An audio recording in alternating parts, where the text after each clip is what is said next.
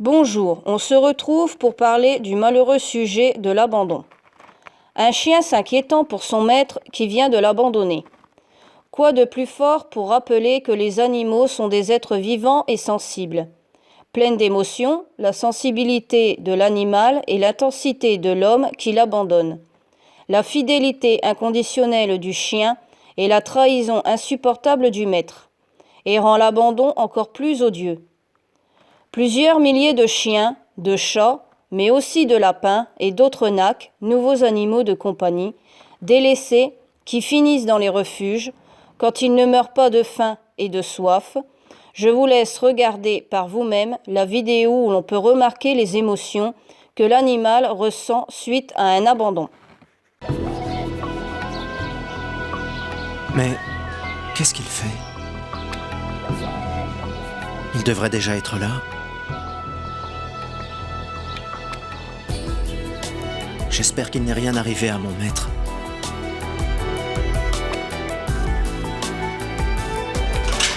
Ah, le voilà. Non.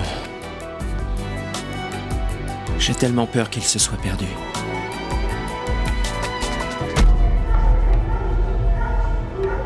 Comme Oscar, chaque année, des milliers d'animaux de compagnie sont abandonnés. Dites non à l'abandon et oui à la fidélité.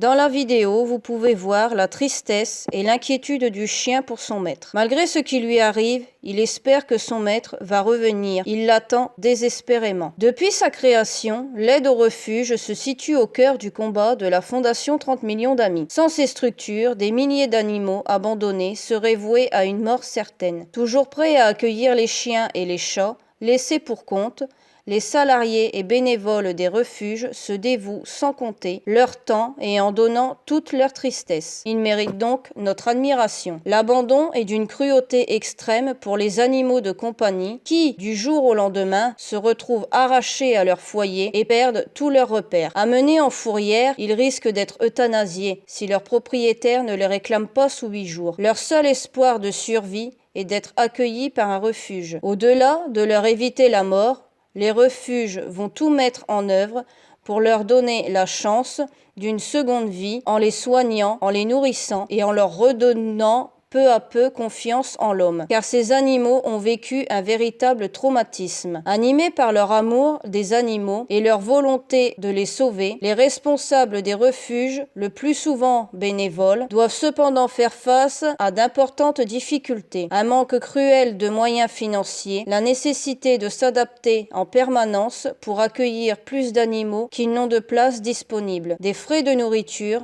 et de soins conséquents. Les refuges ont donc d'immenses besoins à la fois matériels et humains, et ne pourraient pas accueillir et sauver autant d'animaux sans le soutien vital de la Fondation. En venant en aide chaque année à plus de 300 refuges et associations dans toute la France, la Fondation est devenue leur premier partenaire. Chaque année, grâce à ses donateurs, la Fondation 30 millions d'amis attribue aux refuges une aide d'environ 3,8 millions d'euros qui permet de sauver des milliers d'animaux abandonnés. Avec votre don, la Fondation pourra continuer de soutenir les refuges en leur faisant livrer de la nourriture et du matériel, niches, gamelles, et en prenant en charge les frais vétérinaires des animaux, ainsi que des travaux pour leur offrir les meilleures conditions d'accueil.